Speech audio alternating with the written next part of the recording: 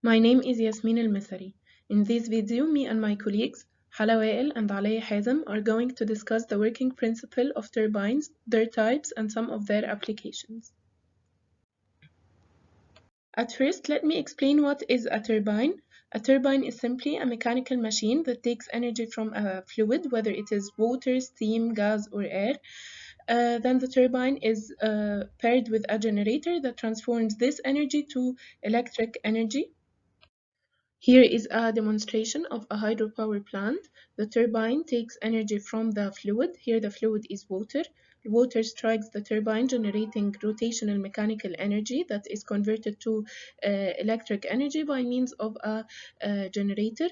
To make it more clear, we can draw the total energy line of the water stream, ignore by minor losses.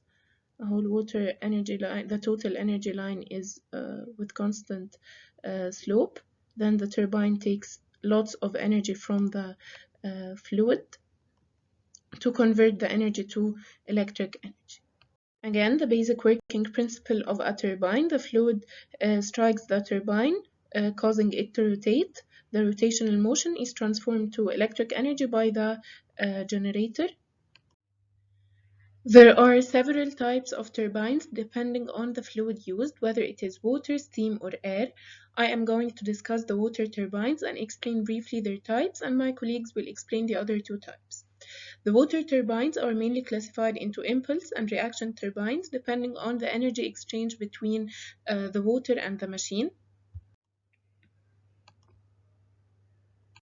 First, the impulse turbine. From its name, water creates some impulse on the turbine to get it to move. A fast water jet out of a nozzle strikes the blades indivisibly, causing them to rotate. Turbine. The second type of turbines are reaction turbines. In reaction turbines, a runner is placed directly in the water stream. So the water is flowing over the blades. Here the water is flowing over the blades. The water is not striking the blades individually as in the impulse turbine. To understand the operation of the reaction turbine, let's recall Newton's third law of motion, which states that for every action there is an equal and opposite reaction. Here the accelerating water results in reaction forces. So as soon as the water comes out of the nozzle, a reaction force is generated, which generates a torque couple that rotates the rotor at a very high speed.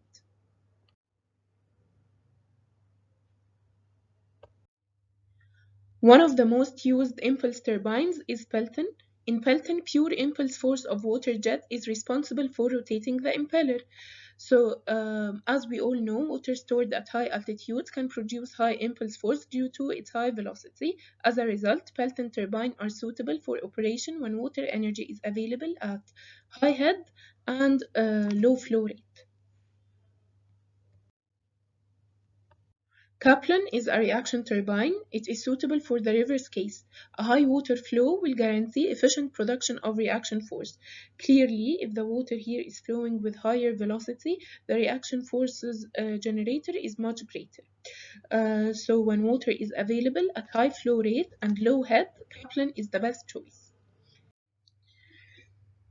Francis is another popular reaction turbine. However, it's not a pure reaction turbine. A portion of the force comes from impulse action.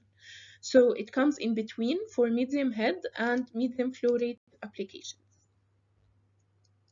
This graph gives a clear idea about when to use which turbine depending upon available water head and flow rate or discharge. It's obvious that Francis covers a wide range of operating conditions. That's why Francis is the most preferred hydraulic turbine. Of course, if you choose a turbine out of its recommended range, it will work, but with less efficiency. Thank you, and I will leave you with my colleague Hala that will discuss the air turbines. Air turbine is the exact opposite of a fan. It uses wind energy to generate electricity. The main type includes two or three blades around a rotor. The rotation of the raft moves the generator, creating electricity. Pressure differences is the concept behind the turbine's functionality. Lift and drag are created as a result of the difference, and one of them is usually greater than the other, causing the rotor to spin. The main classification of air turbines are horizontal axis turbine and vertical axis turbine. The horizontal axis turbines blades rotate in a horizontal axis to the ground, while the vertical axis turbines blades rotate in a vertical axis to the ground. We are now going to discuss the types of horizontal axis turbines. The first type is the upwind horizontal axis turbine. This is the most commonly used and known type of horizontal axis turbines. The rotor is in the direction of wind and has to be made of an inflexible material. To ensure that the rotor stays facing the wind at all times, a yaw mechanism has to be included. The second type is the downwind horizontal axis turbine. The rotor faces the opposite direction of the wind. This negates the need for a separate yaw mechanism. The blades can also be made from a flexible material, which makes it less expensive. Now moving to the different types of the vertical axis turbines. The first type is the Darius turbine. It is a lift type of vertical axis turbines. The front side of the turbine experiences suction, which drives the wings to rotate. In this type, the turbine is able to accelerate to rotate in a higher speed than the wind's speed. The second type is the Savonius turbine. It is a drag type of vertical axis turbine, and it has a shape that resembles the DNA shape. Its main idea is similar to when we cycle. This means that the turbine can only rotate as fast as the wind speed. This type is used when cost or reliability are more important than efficiency.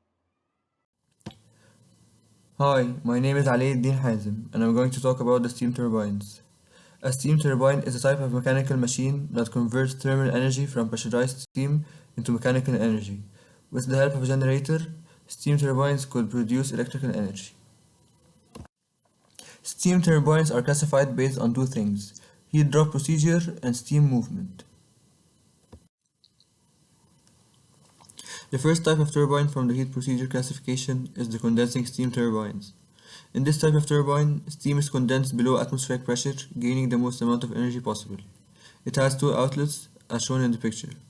The first outlet extracts steam with intermediate pressure to help heating process, while the second outlet extracts the remaining steam with low pressure steam for condensation. It has a steam control valve that allows adjusting the output as desired. This type of turbine has the advantage of generating high amount of electricity and the ability to regulate output as desired. However, some of its drawbacks is that it's costly and requires complex configuration, as well as having reduced efficiency due to the heat discharge loss due to condensation. The second and last type of this classification is the non-condensing steam turbine. The non-condensing steam turbines use high-pressure steam for the rotation of blades. This steam then leaves the turbine at the atmospheric pressure or lower pressure. The pressure of the outlet steam depends on the inload. Therefore, this turbine is also known as the back pressure steam turbine. This turbine has many advantages. First of all, it is very simple to configure.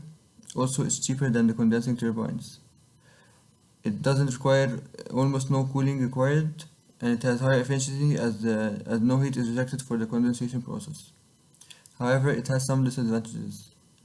The output can be controlled as it does not allow changing the temperature and pressure of the steam in the turbine, so it works best with constant load.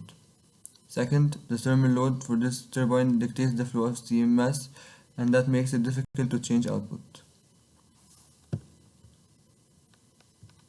The second type of classification is the steam movement classification. This classification includes impulse and reaction steam turbines. In the impulse steam turbine, a superheated steam is projected at high velocity from fixed nozzles in the casing.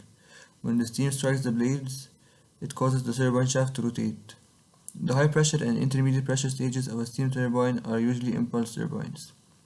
The entire pressure drops of steam take place in stationary nozzles only.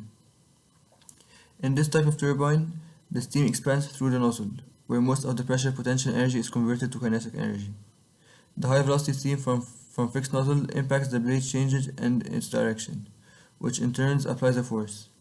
The resulting impulse drives the blades forward, causing the rotor to return. The main feature of these turbines is that the pressure drop per single stage can be quite large, allowing for large blades and smaller number of stages.